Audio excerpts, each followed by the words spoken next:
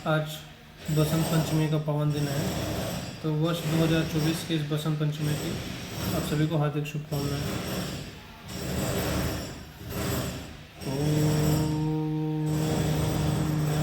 कुंदेन्दु तुषार धवला या शुभ्रवस्त्रावृता या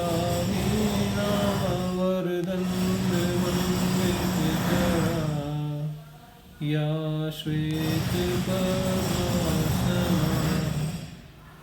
या ब्रह्माच्युतशङ्करप्रभृतिभिर्देवैः सदा पूजिता सा मां पातु सरस्वती भगवती निःशेषजाड्यां शुक्लां विचारसार परमाद्यां जगत्यापिनीं वीणापुस्तकं धारिणीं भयदां जाड्यां विकारापां हस्ते स्फाटिकमालिकां च विदधीतपद्मासने संस्थिताम् वन्दे तां परमेश्वरीं भगवतीं बुद्धिप्रदां शारदां।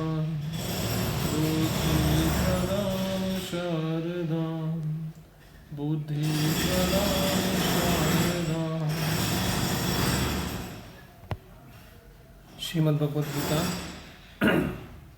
साधक संबोधन।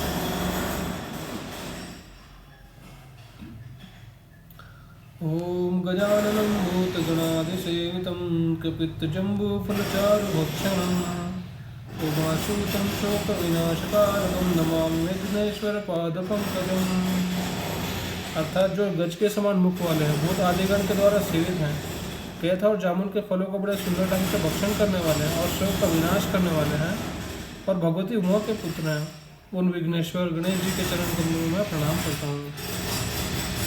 ध्यानाभ्यासवशीकृतेन मनसा तान् निर्गुणं निष्क्रियं ज्योति किञ्चन योगिनो यदि परं पश्यन्ति पश्यन्तु ते। अस्माकं तु तदेव लोचनमत्काराय भूयाचिरं कालिन्दे पुलिनोदरे किमपि यन्नीलं महोधावति। अर्थात योगी लोग ध्यान द्वारा वशीभूत मन से किसी निर्गुण और निष्क्रिय परम ज्योति को देखते हैं तो देखते रहें, पर हमारे लिए तो यमुना के तट पर जो कोई नील तेज दौड़ रहा है वही नेत्र में चिरकाल तक चकाचौंध पैदा करता रहे। यावन्निर्गमजं पुरुषं संचिन्तयामि निखिले जगति स्फुरन्तं तावद्बलात् स्मृति हन्त हन्तरे मे गोपस्य कोऽपि शिशुरञ्जपुञ्जमञ्जमे।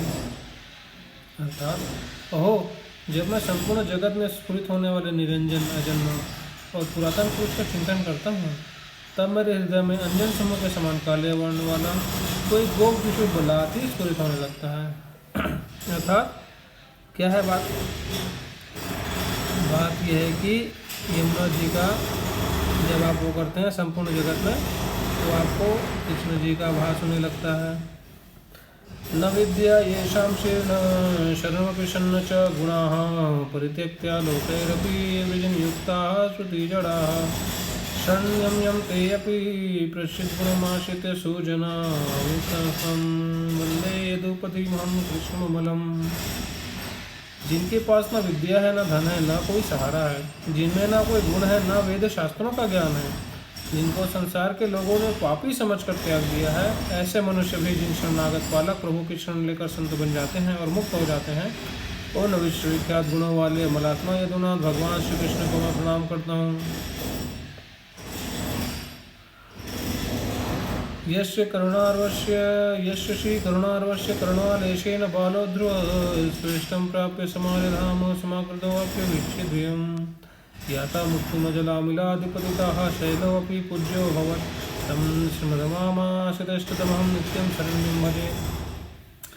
जिन करुणा रूपी भगवान करुणा सिंधु भगवान की करुणा के लेश मात्र से बालक ध्रुव ने अपनी इष्ट वस्तु को प्राप्त करके श्रेष्ठ पुरुषों के लोकों को प्राप्त किया, दरिद्र सुदामा ने लक्ष्मी को प्राप्त किया और अजामिल आदि पापियों ने मुक्ति को प्राप्त किया, और गोवर्धन पर्वत भी पूज्य बन गया। उन शरणागत भक्तों को अभीष्ट वस्तु देने वाले शरण्य भगवान माधव का मैं नित्य भजन करता हूँ।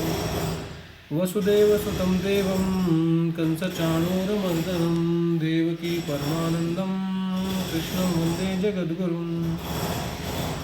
जो वसुदेव जी के पुत्र दिव्य रूपधारी कंस एवं चाणूर का नाश करने वाले और देवकी जी के लिए परमानंद स्वरूप है, उन जगत गुरु भगवान श्री कृष्ण की मैं वंदना करता हूँ। नारायणं नमस्कृत्यं नरं चैव नरोत्तमं देवीं सरस्वती व्यासं ततो जयमुदीरयेत्। अर्थात भगवान श्री कृष्ण और मनुष्यों में श्रेष्ठ अर्जुन को तथा सरस्वती और वेदव्यास जी को नमस्कार करके फिर महाभारत का कथन करना चाहिए। ओम नारायणाय। चलिए गीता जी के आगे के श्लोक का पाठ करते हैं।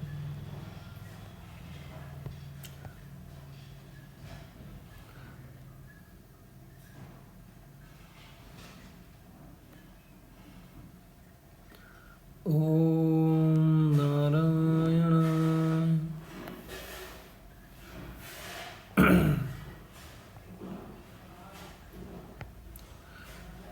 चलिए आज हम श्रीमद् भगवत गीता जी के द्वितीय पाठ के 61वें श्लोक का पाठ करेंगे।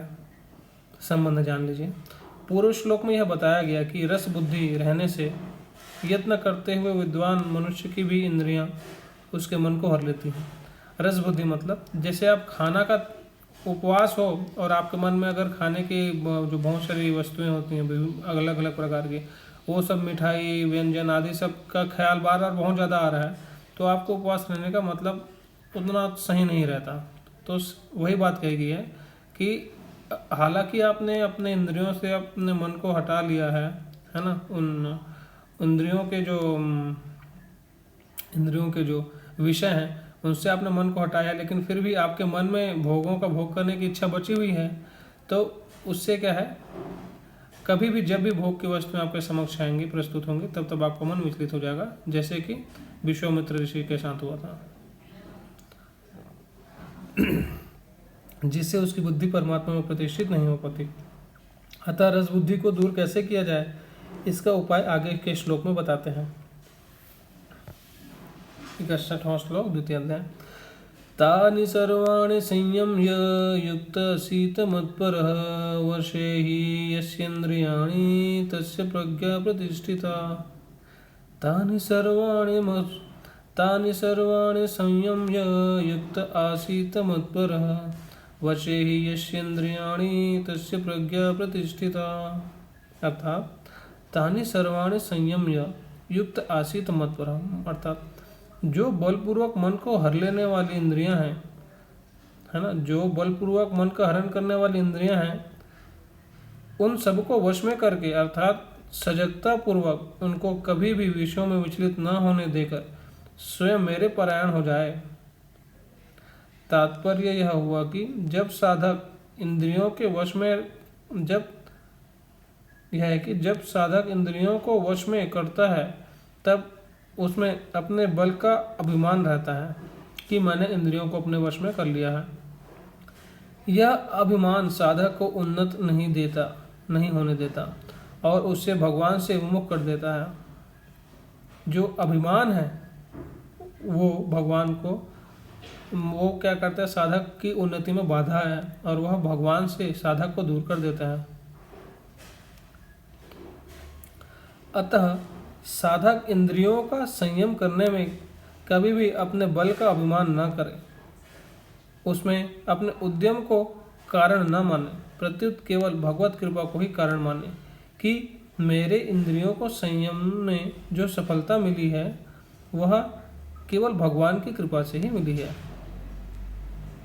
आपको जो भी सफलता मिले जीवन में, चाहे वो पढ़ाई के क्षेत्र में हो, चाहे वो बिजनेस के क्षेत्र में हो, चाहे वो पारिवारिक संबंध के क्षेत्र में हो, जो भी सफलता आपको मिलती है तो उसके लिए कभी भी ये बात तो बिल्कुल सत्य है कि अभिमान नहीं करना चाहिए। यू शुड हैव कॉन्फिडेंस, आत्मविश्वास होना चाहिए, लेकिन अभिमान नहीं होना चाहिए कि मैंने किया। इस प्रकार केवल भगवान के परायण होने से उसका साधन सिद्ध हो जाता है। यहाँ मतपरा कहने का मतलब है कि मानव शरीर का मिलना साधन में रुचि होना, साधन में लगना, साधन का सिद्ध होना, ये सब भगवत कृपा के ऊपर ही निर्भर है। परंतु अभिमान के कारण मनुष्य का इस तरफ ध्यान कम जाता है। कर्मयोगी में तो कर्म करने की ही प्रधानता रहती है और उसमें अपनी ही पुरुषार्थ मानता है ना। अतः भगवान विशेष कृपा करके कर्मयोगी साधक के लिए भी अपने परायण होने की बात कह रहे हैं।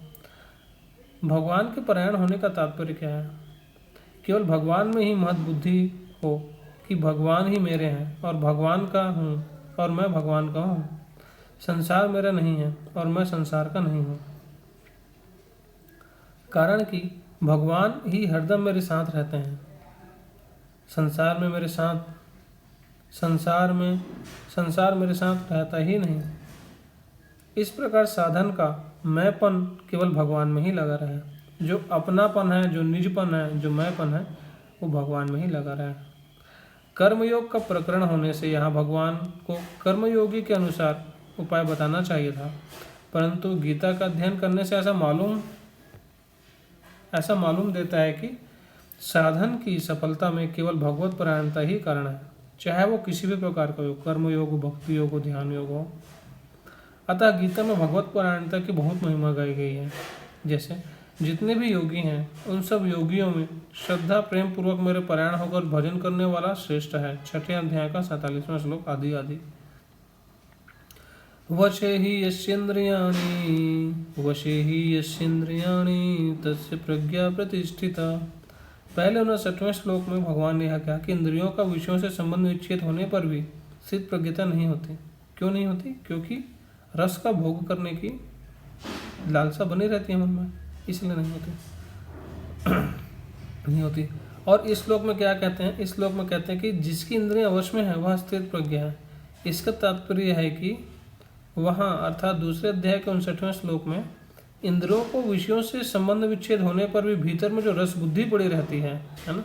आप खाना का त्याग कर दोगे, लेकिन जो आपके मन में अलग अलग प्रकार के व्यंजन को खाने की जो इच्छा है, जो लालसा बनी हुई है, जब तक वो रहेगी तब तक खाना का त्याग करने का बहुत ज़्यादा आपको फल नहीं मिल पाएगा।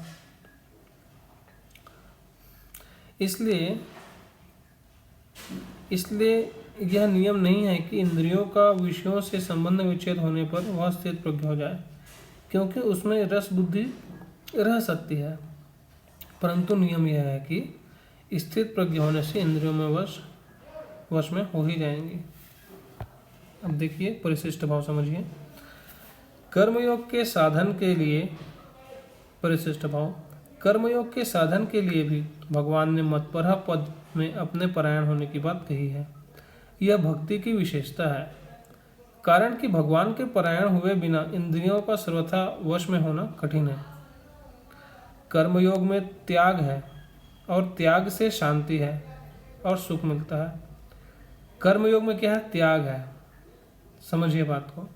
अपने स्वार्थ के लिए काम करने के बजाय हमें क्या करना चाहिए? अपने स्वार्थ का त्याग करो।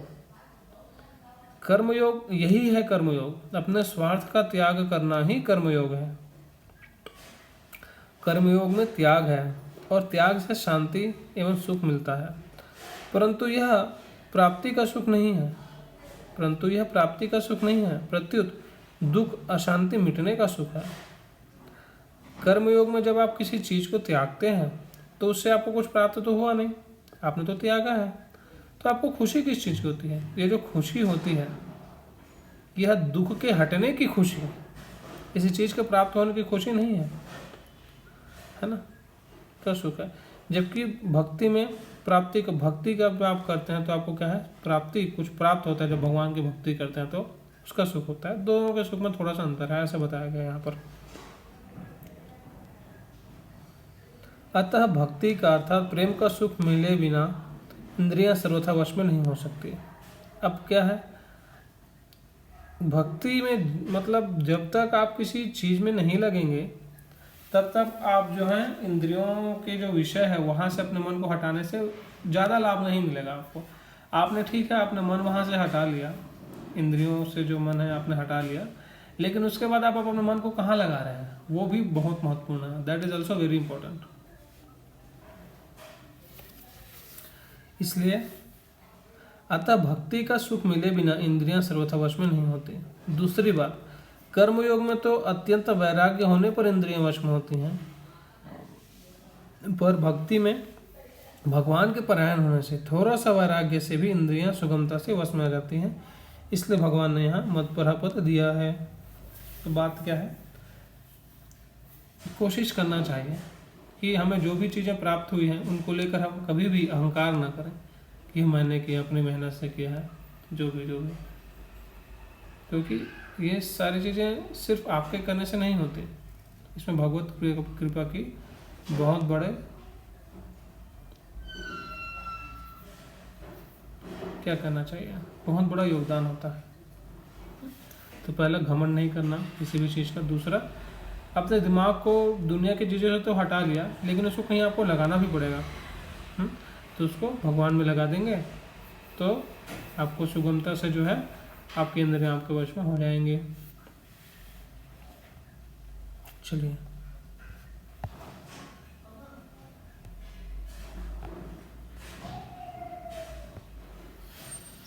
ओम आरती श्रीमद् भगवद गीता की जय। भगवद गीते जय भगवद गीते, ये कमलहारिणी सुंदर सुपुनीत जय भगवद गीते जय भगवद गीते। कर्म सुमर्म प्रकाशने कामाशक्ति हरा तत्व ज्ञान विकासने विद्या ब्रह्म परा जय भगवद गीते जय भगवद गीते। निश्चल भक्ति विध्याने निर्मल मलहारे शरण रहस्य प्रदायिनी सविध सुखकारी जय भगवद गीते जय भगवद गीते। राग द्वेष विदारिणी कारणी मोद सदा भवभयहारिणी तारिणी परमानंद प्रदा जय भगवद गीते जय भगवद गीते। आसुर भाव विनाशिनी नाशनी तम रजनी देवी सद्गुणदायिनी हरिरसिका सजनी जय भगवद गीते जय भगवद गीते। समता त्याग सिखावनी हरिमुख की वाणी सकल शास्त्र के स्वामी श्रुतियों की रानी जय भगवद गीते जय भगवद गीते। दया सुधा बरसावनी मातु कृपा की जय हरिपद प्रेम दान कर अपनों कर लीजिए जय भगवद गीते जय भगवद गीते जय भगवद गीते। ओम आवाहनम न जानामि विसर्जनम पुंज चैव न जानामि क्षमस्व परमेश्वरम। मंत्रहीनं क्रियाहीनं भक्तिहीनं सुरेश्वरं यत्पूजितं मया देव परिपूर्णं तदस्तु मे। मनसा वाचा कर्मणा तव पूजा मया कृता तेन तुष्टिं समासाद्य प्रसीद परमेश्वरा। ओम नमो नारायणाय।